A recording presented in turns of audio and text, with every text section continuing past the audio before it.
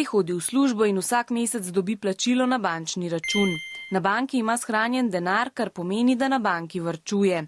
V zameno za varčevanje banka Mateja nagrajuje. Vsak mesec mu, zato ker varčuje, doda nekaj denarja. Ta denar imenujemo obresti. Koliko obresti bo Matej dobil, je odvisno od tega, koliko denarja ima na banki. Več, ko ima privarčevanega denarja, višje bodo obresti. S tem, ko denar shranjuje na banki, ga tudi služi. Toda zakaj bi nam banka plačala, da v njej shranjujemo denar?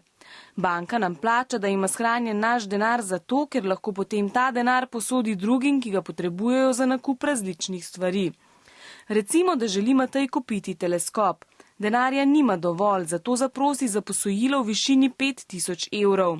Banka mu denar posodi, a zdaj bo moral vsak mesec poleg dela posojila vrniti še obresti, se pravi dodaten denar. Banki bo tako po obrokih vrnil 5700 evrov, kar 700 evrov več, kot si je sposodil. Teh 700 evrov dodaten denar, ki ga mora plačati banki, imenujemo obresti. Banka torej deluje tako, da zbira denar varčevalcev in jih v zameno za varčevanje nagradi z obrestmi, se pravi z dodatnim denarjem.